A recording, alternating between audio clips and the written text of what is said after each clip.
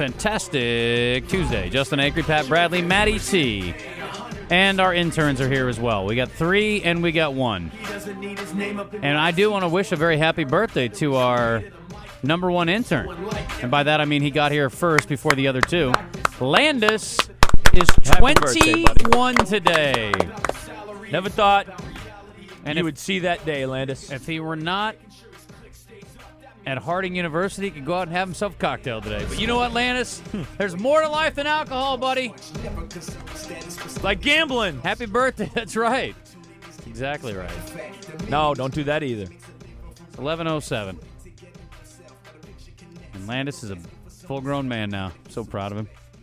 Matty T, what do you think? Does he look different today back there? If you would have told me this time yesterday that today he was going to be a 21-year-old man, I'd call you a damn liar. But here we go. Here's a 21-year-old man sitting next to me. Yeah, no lie there. And here's a man who's just slightly older than that, and he's been a grown man for some time now. Landis started as a boy, a month in that room with Matty T. I made him a man. Yes. The only person that's put more people through puberty is Christy Brinkley. It's good work, Matty T. I'm impressed. Jim Harris joining us now. Hi, Jim. How are you? Hi, I'm doing fine. How are y'all doing this morning? Very good. We're very excited for Landis, our intern. He made it to 21. When he got here at 20 years old, nobody thought he'd make it to 21, and he proved us all wrong.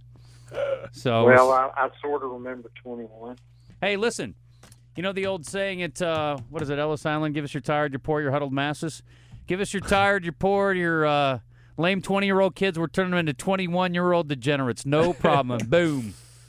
We're here for you. Hey, it's a great learning experience. It is something. It is something. So, just a few more years for Scott, little Scotty, and he'll be up here with us, Jim. Good news, bad news today, Jim. Alex Collins, Jonathan Williams named to the 78-man watch list for the 78th Annual Maxwell Award. Does that mean there will be a 79-man watch list next year?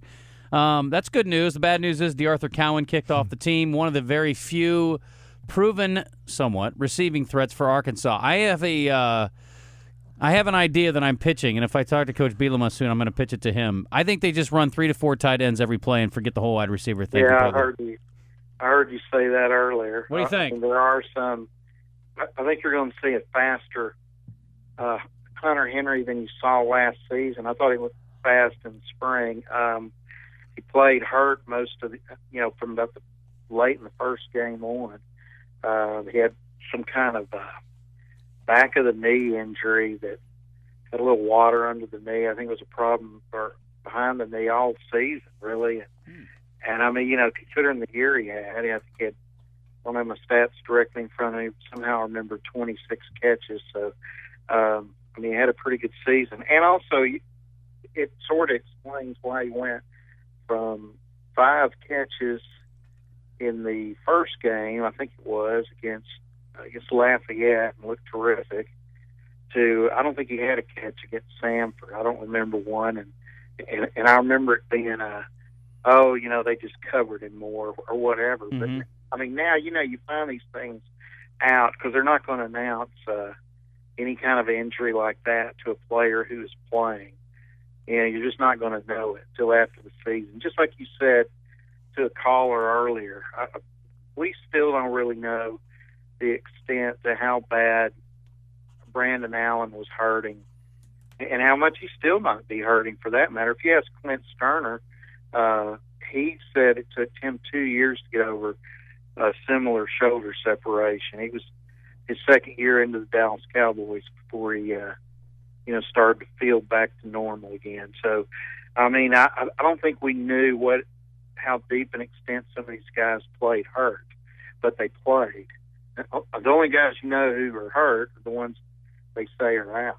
Mm-hmm. And I think that's a factor we never really consider. But anyway, back to your deal. I think Hunter Henry can split out wide. I think he can be tough to handle, as you noted, by a cornerback on short routes, and certainly can outfight a lot of them. Of course, you look at Alabama and some of the better teams.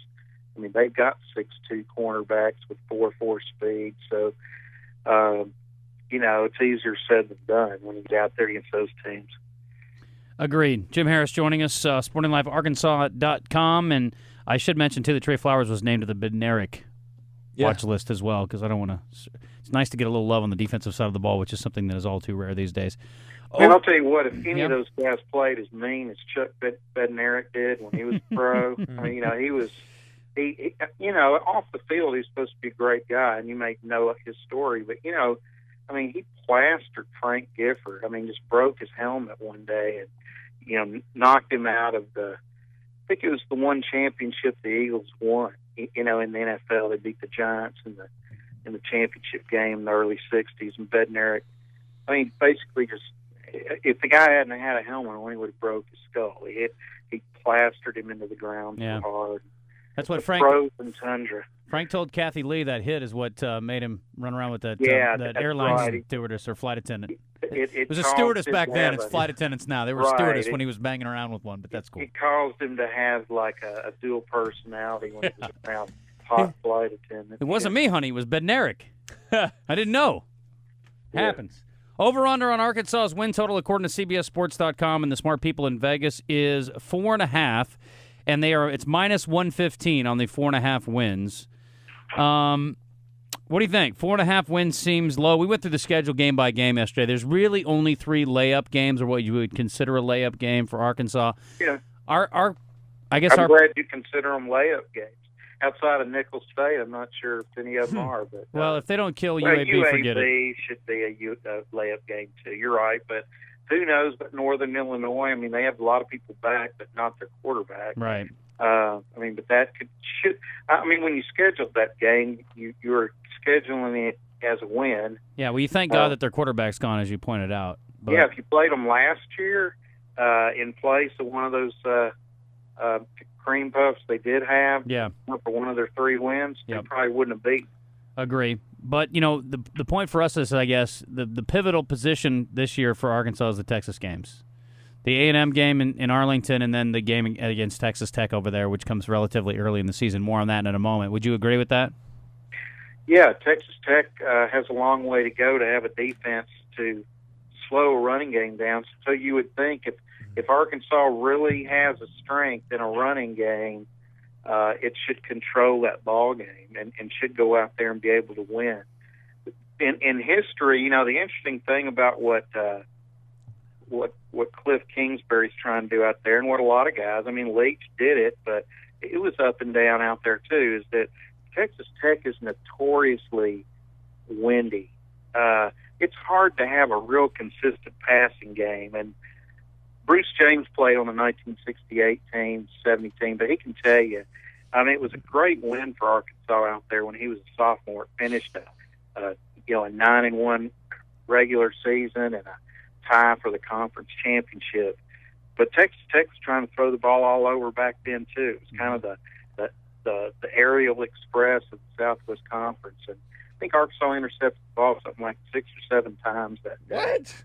We need one of those. That would be good. Here's the problem. They kept throwing it up, and then Arkansas, of course, was a running team under Broyles with possession passing, and it's the same kind of thing. It's here we are now, 2014. You're going to have a team trying to air it out. If Arkansas's secondary can stay somewhere in the vicinity of the receivers, you got to feel like on a hot, windy September day. You ought to favor the team that can control the ball. You would think so. The problem for Arkansas fans is, as I look through this list, is that the next lowest projected number of wins in the SEC West is 7.5. That's, by my count, 3 games. A&M, Mississippi State, Ole Miss, all at 7.5. Sure. LSU at 8.5. Auburn at 9.5. Alabama's at 10.5. More significant than that. Right. Not only are they 10.5 wins projected, but they're over 10.5 wins is minus 130. They're under 10.5 wins is plus 100. So it's the likelihood, or at least the folks in Vegas, are more in, I guess they think it's more likely that they will win 11 games than they'll win 10. So yeah, and I'm not sure any of that really adds up. If you could really add up the wins, I'm not sure all that would mathematically come out where all those teams could win 7 and 8 games or whatever, or cover their wins. And I don't. Did you say what LSU's? yeah, they're 8.5, which is awfully low, I think. That's right on them. I'll tell you what, they may have an 8-win season. What's their this year. non-conference look like, Jim? Do you know? Oh gosh, I wish you hadn't asked me that. I know right. they've got a high-profile game early, They like have a Oregon or somebody. high-profile game early in the season.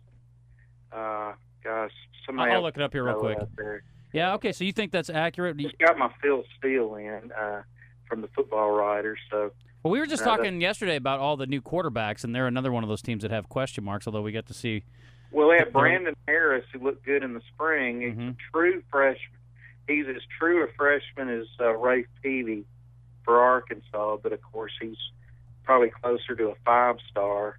But their other quarterback hopeful is the kid who's, claim to fame, of course, is driving LSU 99 yards off the lip of boy. the goal line against That never happened. team in red and white.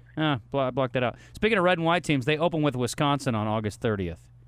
Isn't that interesting? That will be an interesting matchup. Wisconsin and Houston. That's obviously a neutral site In game. Houston. Mm-hmm. Yeah, it's in Houston, and I'm sure Wisconsin is trying to play it also to get in on some Texas guys. Sure.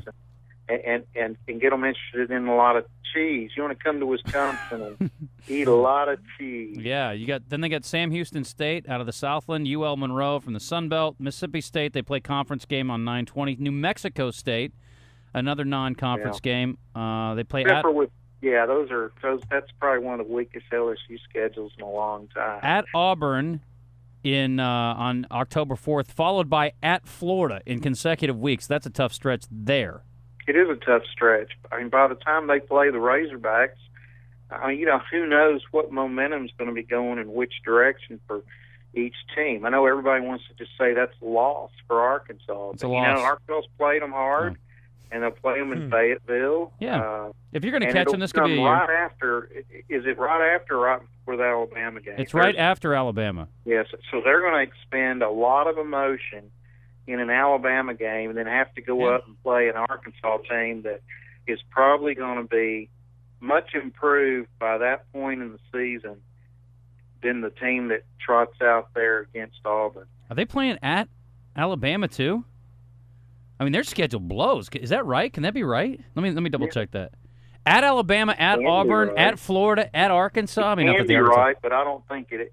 In Tough. in 2011, they played at Alabama, and then in 2013. No, they that game's in played Baton Rouge. Alabama. Yeah, that game So is. it's Baton Rouge in the even years. Okay, that's right. All right. Well, that makes it a little bit better. But, yeah, that's interesting. So, yeah, again, it's not necessarily that Arkansas won't be vastly improved. It's not that they won't win more games this year. It's just that everybody else is expected to be really good again, too. You don't have a 2 or 3 win projected team or another 4 or 5 win projected team in the West right now, which stinks. Although I will say CBSSports.com's projection is over the 4.5. So, I do think the team in the West that has a chance to supplant Texas A&M and Auburn as the surprise team to contend with Alabama, believe it or not, is Mississippi State. I'm with you. If Dak Prescott can stay healthy this year, that's the big key. If he can stay healthy, I think that they had, of course, part of it was who they played, but they really had the most impressive bowl performance of any team in the SEC, probably, other than maybe Auburn being so close to Florida State. yeah. I mean, they blew Rice completely off the field. I know it's Rice, but, still. Yeah, and I watched the Egg Bowl, too, and I thought they were extremely impressive there. And we saw him in Little Rock, too. I mean, the kid is... They force turnovers. He's Their impressive. defense very, very, aggressive. And I'll tell you, that's one thing, too, where I hope Arkansas makes its biggest improvement. They improved in turnover margin last year, but they still made 23 turnovers, and they forced a lot more last year than they did the year before that. But that's where Arkansas's got to come as far as not having as much talent as some of these teams. If they can force, 5 more turnovers than they did last year, it's going to matter in 2 or 3 games. If they can put out 5, because they left 2 games on the field at the end of the season. I still contend they were a 6-win team last year, and they left 3 games on the table. I didn't, expect. You don't figure, Brandon Allen being hurt and all that for the Rutgers game, but he was. But I again contend this is at least 6-win So chain. what other wins did you think? LSU and Rutgers and what else? Well, oh, you mean last year? I mean, Yeah. I didn't pick those before the season, but I saw 6 wins. Well, at the end of the season, you saw where they should have beaten Mississippi State. They're driving for the winning touchdown with 5 minutes to go, and they fumble inside the 10-yard line to give away a scoring chance. That's a win. The Rutgers game, and then they had the LSU game and let it go. I mean, those are your 6 wins to go to a bowl game, and they left 3 on the table. This year, I think they can win all 4 of their non-conference games, and I think there's 2 wins out there. I don't think you can just say, hey, they're going to beat A&M or they're going to beat Ole Miss or whoever. I just think it's, gosh, you got to be really, really, really bad to go 0-8 as they did last year, and to be really in the dumps to do it 2 years in a row. I agree. It would be horrid. Jim, real quick before we let you go here, I saw a list today, and I failed to write down where the source is here, so my apologies to whoever did the work on this, but the best coaches under 40 going into 2014. Sounds like a Bleacher Report. Yeah, it could be. Oh, it's Athlon Sports, actually. Okay. Here we go. Here's a few guys that are, man, it's amazing how many young guys are either high-level coordinators or are head coaches. But list goes like this. Lincoln Riley, East Carolina offensive coordinator.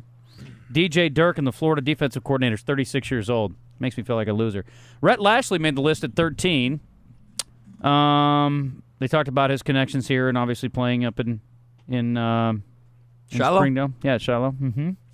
Number 11 or 12 on the list is the Wisconsin defensive coordinator, who's 37. These are also guys you might see at the Broyles Award at the end of the year. Yeah, Rhett Lashley was a nominee last year Yes, he was. for the Broyles Award. Here's one we might see if his Or a offense. finalist, I'm sorry. Right. Here's one we might see this year. He's got connections to UCA. He's a Texas native, I believe, though. He is now the OC at Arizona State, and they gave him a big bonus to keep him there. Mike Norvell, who's, I think, still the leading receiver in UCA history. He's been getting a lot of talk. He was in line maybe for some lesser coaching jobs. Yeah, he's another Gus guy. He went to Tulsa and worked with Gus, and yeah, they had a high-powered offense last year. 32 years old. Mike Norvell's got a great future ahead of him. The top 10 guys here: Scott Frost. Yes, that's Scott Frost, I believe, same guy from Nebraska, who was now the offensive coordinator at Oregon, which I didn't realize. He is, how old is he? 39, so he's only got another year there. Tom Herman, the offensive coordinator from Ohio State, 35. Justin Wilcox, USC defensive coordinator at 37. Brian Harsin, mentioned at number 7, head coach, 37 years old. There's another connection, former Well, ASU. I'll tell you, there's 2 guys that I'm going to be interested to see. My prediction is neither one. Justin Wilcox was at Tennessee for a while and was unimpressive there after his stint at Boise.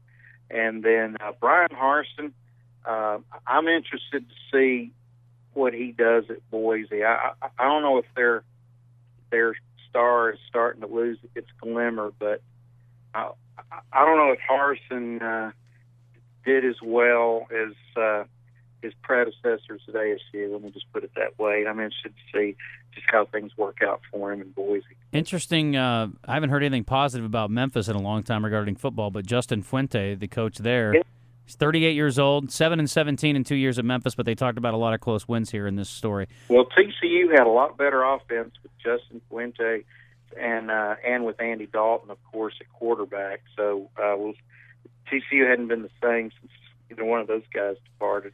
Your top 5, and there's a guy that we all expect to be a head coach in the not-too-distant future, Kirby Smart at 38 at Alabama, although he is waiting for. I guess, I don't know, he's making a bunch of money at DC over there. Close to $1 million. $1 million plus, I would think, probably at this point, Maybe right? so. Matt Campbell at Toledo, the head coach there. He's 34 years old. Willie Taggart, South Florida head coach at 38. And your top 2, unfortunately, Arkansas has to play against one of them. Maybe better to catch him now than a few years. Cliff Kingsbury, 35 years old, head coach, Texas Tech. Yeah, he started with, all guns blazing, no pun intended, for the Red Raiders last year, but then they finished with 5 straight losses. So, They did beat Arizona State in the Holiday Bowl 37-23. They Yeah, averaged over again, 87 plays a game last year. yeah, they want to play fast, obviously, but and they looked good for a while. But what's with all their quarterback problems? Guys wanting to leave out Good there question. after, and then of course he had Manziel. You know, Johnny Manziel's made a couple of coaches a whole lot of money so far. Sunderland as well. Yeah, I'm with you. I think this will be a big year for them, certainly. But like you said, I mean, they've had a lot of change, and I'm sure he's extremely hard on quarterbacks, having played the position and knowing how important it is, especially to their offense. So was Bobby Petrino, and look how successful he was. Yeah. And nobody's tougher on quarterbacks in my years of watching Arkansas than Lou Holtz and Bobby Petrino, and look at the results you got out of those two coaches. I mean, it's obvious that there's a winning formula there for, I guess you got to be tough on your quarterbacks. It's tougher in practice than it is in a game, is what they used to say under Holtz, and I'm sure Mallett would have told you the same thing under Petrino. Number 1 on the list, Pat Fitzgerald, the Northwestern head coach. He can only on this list one more time, though, because he's 39, so enjoy He's a good one. I guess he's happy, and they're happy with what he does because, Northwestern's had such a meager football history that, they're pretty happy. I think he had a losing streak last year, too, but he keeps them competitive. That's pretty much the main thing up there. He's done a good job. It's impressive. I mean, let's see Arkansas get competitive again. 7-17 over 2 years is it's not good. Like it's been a decade of bad football. 7-17, is that right? Is that what the number is? Yeah. That's the same record that Memphis had. Is that what I just said? That's pretty sad. Wow. That's not good company. Well, they're not that happy in Memphis. They're not pleased with their football there. They were winning pretty decently in the 90s. Yeah. Jim, appreciate it. We got to go. Yeah. We're going to talk movie. They got the Glenn Campbell movie, the documentary, I'll Be Me, screening Thursday night. That last concert here. Well, the director-producer James Keach, who also worked on Walk the Line, is going to join us here after the break. His brother, is that right? It sure is, yeah. Well, that'll be fun to listen to. Thanks for having me, and go Netherlands. Yeah, okay, you're rooting for the Orange. All right. We're actually rooting for Argentina. Maybe we have a little, how about a cold beer bet? Push-up bet. bet. I'm sure it's going to be Brazil and Argentina in the final, but I'm going to root for the Orange. Okay, I'll tell you what. You root for L'Orange. We'll root for Messi, and I'll give you 2-1 odds even. How about that? Okay. All right, Sounds done. good. It's a bet. Okay, we got it. All right, thanks, Jim. 11:28. Be back in a moment with James Keach.